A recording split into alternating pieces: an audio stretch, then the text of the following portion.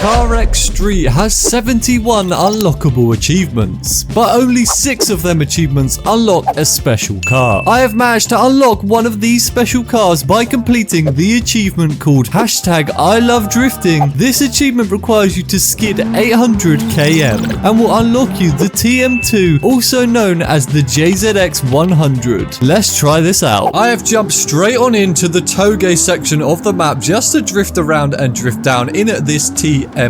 Now, I believe this stands for the Toyota Mark II because that is what the JZX 100 is. So I'm assuming that would be the abbreviation to avoid copyright and for us to understand what this car actually is when we select or hover over it in the game. But this thing already handles really nicely. You do unlock this car from drifting. I have absolutely no idea if this car has been tuned from standard. I'm literally jumping straight in with this car, which is C3 rated. C3 rated is kind of like the middle section in your Forza rating list. You got C1 all the way up to C6, and this car is a C3. This comes standard as a C3 rated car. Already has some modifications done to it, as you can see by the spoiler. When you unlock the achievement version, however, you can buy this car stock. Although I really do like the modified version that we've got here with the green paint, the really nice champagne colored wheels, and then we've got the interesting spoiler on the back. I also really love drifting with no HUD on this game. No HUD just looks absolutely awesome. The graphics are really good on CarX, surprisingly. It's not even a AAA game. If you've seen the recent Test Drive Unlimited Solar Crown, the graphics are pretty questionable, especially on console, and the game has been getting quite bad reviews because of it, which probably means people actually put a little bit too much hate towards CarX at the first launch. Considering how Test Drive is currently going, it's really not going great. So this game has actually had a more steady launch, and thankfully it has an offline mode on this game, whereas Test Drive Unlimited, yeah, that's all online, so you're gonna have problems there. But enough about Test Drive Unlimited Solar Crown. This car is absolutely awesome. It handles super well. Really loving the look of those rear tail lights at nighttime as well. Super clean. JZX 100 always looks great. Typical Japanese cars, they're always very well, awesomely made. Modified, maybe not the best made cars, but they are definitely one of the coolest ones modified, and just generally everybody likes them. The graphics on this game really do surprise me. I love this camera as well, the close-up camera, especially when you're drifting. It feels super clean. Honestly, if you haven't played CarX, would really recommend it. It's not a perfect game by all means. We do have problems with the currency still. I feel like it's very hard to get money, but apart from that, unlocking achievement cars is something you can do if you're running out of money, and I've managed to unlock this one by skidding 800 km. I would love to compare the achievement version of this car, the one we're currently driving, to the original one that you can buy from the shop, because I would love to know what the differences are. Is this actually a tuned up car? I don't know if the JZX 100 original one is a C3 rated or not. I currently drift the S15, and I've started to use this as my second drift car, and I would really love to find out some more awesome drift cars, but it is quite expensive and hard to get money, so let me know what you guys use down below. Currently, this car is doing very well, but I think it's only fair that we take this car and use it in a free drift event, and we see how well we can actually do with this car from standard. The free drift event is a zone you have to drift around in and gain as much score as possible in a time limit. Now, I've probably said it many times, but this car looks super clean. I'm really a big fan of this green color. Looks really good. Now, we're going to try and beat the score. We've got R6 rating. For anyone who doesn't know, R6 is the lowest you start at, and you want to get all the way up to R1 rating in this drift zone. So what we're going to try and do is build up as much combo or score as possible, get that score multiplier higher, and then we're going to try and break the score. Although this is very awkward to drift through. We've got some very narrow corners here. We've got some very interesting obstacles in the way. Not quite as simple as just drifting around an empty space. But this car has actually put in a very good effort. It is handling super well, feels really responsive. You kind of have to use the second gear on this course. Can't quite use that third gear. The tuning might be slightly off on the third gear. It's one of those ones that you can kind of only keep at speed, so I'm gonna have to try and maybe tune that, or I can just leave it as it is, use second gear, and then once I get into like those high speed drift areas, I can really switch up into third gear as it is a bit more responsive. But currently for this little car park area, we're gonna have to drift around in second gear. We've smashed the rating of R1. That is the highest you can get, 4,000 score, and we ended up with like 5k, so we definitely smashed this drift zone, and this car is perfect for drifters.